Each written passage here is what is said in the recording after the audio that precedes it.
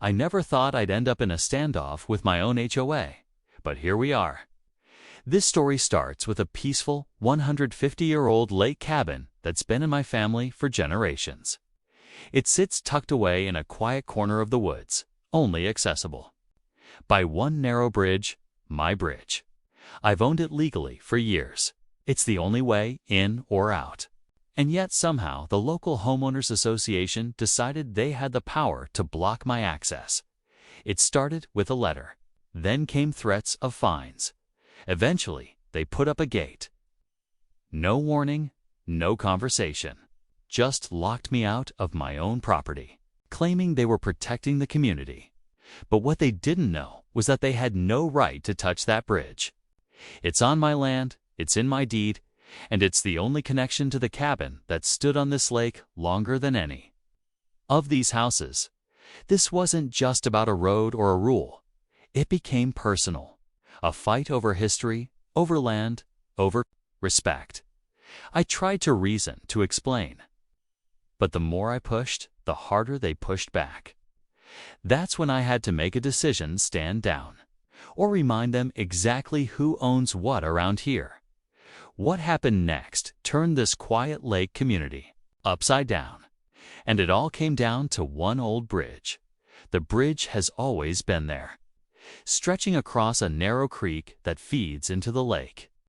My great-grandfather built it by hand in the late 1800s using rough-cut timber and local stone. It's been repaired over the years, sure, but it's still solid, still standing.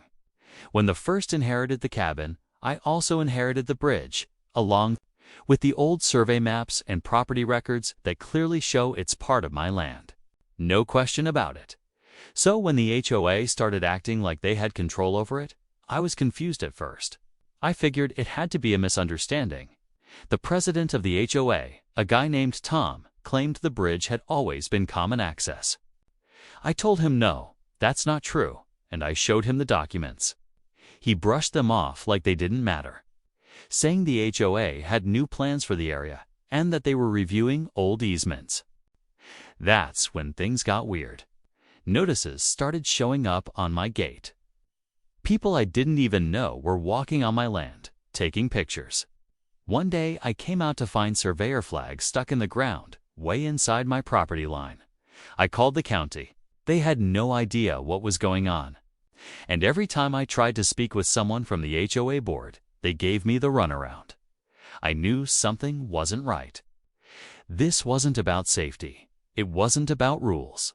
It felt like they were trying to erase my connection to the land. I started digging deeper. The more I looked, the more things didn't add up. The HOA wasn't just targeting my bridge, they were quietly pushing for changes all around the lake. New bylaws were being passed in meetings barely anyone attended. They were talking about beautification, security, and modernization. But really, it looked like they wanted control. Total control. Overpaths, access points, even private docks. I wasn't the only one affected, but I was the first to push back. A neighbor down the road, Mrs. Jensen, told me they'd forced her to remove a wooden swing that had hung from an old tree for decades. Another family had to tear down their handmade boat shed. These weren't eyesores. They were part of the lake's character, its history, just like my bridge. But no one wanted to go against the board. Tom ran things like a little kingdom, backed by a handful of folks who acted more like gatekeepers than volunteers. I tried reaching out to other homeowners. Some agreed with me in private, but wouldn't speak up. Others said they didn't want trouble. I couldn't blame them. The HOA had money, lawyers, and influence, but they didn't have the truth. And they definitely didn't own my bridge. Then came the surprise: an official notice taped to my door.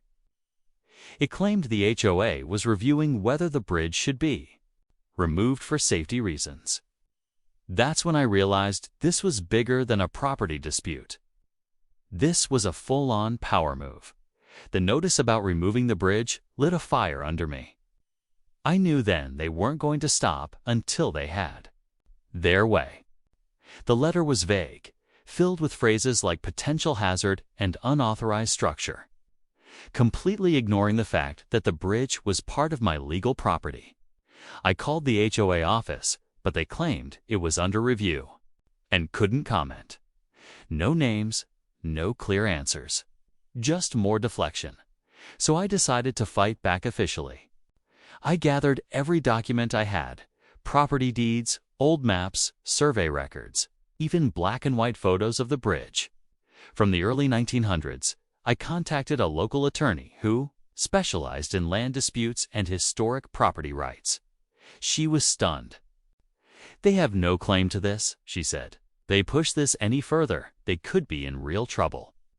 That gave me hope, but it also told me just how serious this had become. Meanwhile, things around the lake were getting tense. I noticed people slowing down when driving past my cabin. A few board members showed up unannounced one afternoon, supposedly to inspect the area. I told them they were trespassing and asked them to leave. One of them muttered something under his breath about causing problems for everyone. That's when I realized this wasn't just about the bridge. It was about control, influence, and maybe even pushing me out. Then, one evening just after sunset, I heard the sound of heavy equipment near the edge of my property. At first, I thought it was just construction noise from across the lake. But when I stepped outside, flashlight in hand, I saw the glare of floodlights through the trees right near the entrance to my bridge. My heart dropped. I moved fast, cutting through the brush, and when I got close enough, I saw it. A crew with a small excavator was parked just feet from the bridge. They were unloading tools, setting up cones, and laying down boards like they were getting ready to dig or dismantle something. I called out, asking what they were doing on private land. One of the workers looked up and said they were contracted by the HOA for site clearing. That's when I lost it. I told them they had no permission to be there, that this was private property, and that any work on that bridge was a violation. One guy paused, pulled out a clipboard, and mumbled that everything was approved. But the paperwork had no official county seal, no signatures, just a generic HOA header. They packed up quick when I told them law enforcement would be called. The next morning, I went to the county office, demanding to know if any permits had been filed. That's when the second twist hit me. According to their records, a new easement request had just been submitted by someone claiming to be a partial owner of my land. I had never heard the name before, but somehow they were trying to rewrite the ownership lines behind my back. I wasted no time. With the fake easement claim now on record, I knew this wasn't just HOA overreach, was calculated. Someone was trying to take control of the land around the bridge, maybe even the cabin itself. I got my lawyer involved immediately. She filed an emergency injunction and demanded a full investigation. Within days, the county halted any action on the easement and flagged the document as suspicious. It turned out the name listed as partial owner was connected to none other than Tom, the HOA, president's cousin. The pressure started shifting. At the next board meeting, I showed up with documents, maps, historical records, and legal proof of ownership. I wasn't just defending my rights, I was exposing what had really been going on. A few neighbors showed up too, ones who had been quietly dealing with similar issues. When they heard what I uncovered, the mood changed. Whispers turned into questions. People started demanding answers. By the end of that week, Tom resigned. The county launched a formal review into the HOA's activities, and several of their so-called plans were frozen indefinitely. My bridge stayed right where it's always been, but just when I thought it was over. I got a call from a local historian who'd seen my name in the paper.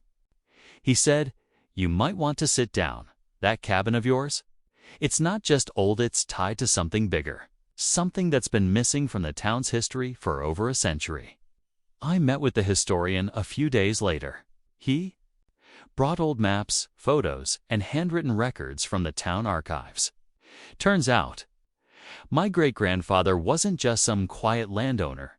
He played a big role in the founding of the original lake settlement. The cabin had once served as a post stop for travelers and traders, and the bridge itself had been one of the first crossings built in the entire region. It wasn't just family history, it was town history. That connection helped seal the legal case too. The bridge and cabin were now officially recognized as historic structures, protected from alteration or removal. Once the dust settled, the HOA backed off. A new board was elected, and they've been a lot more transparent. Some neighbors even apologized, saying they hadn't known the full story. As for Tom and his cousin, well, they're being investigated for filing false land claims. I haven't heard much from them since. Now, when I walk across that old bridge to the cabin, I feel a deeper respect for it all. It's more than just land and lumber. It's legacy, its roots. This whole mess reminded me how easy it is for history to be overlooked, and how important it is to protect what matters, especially when it's been passed down through generations. So, yeah, the HOA tried to block my access, but in the end, they uncovered something bigger than they expected. And I'm not just the guy with the bridge anymore, the one who made sure the story didn't get erased.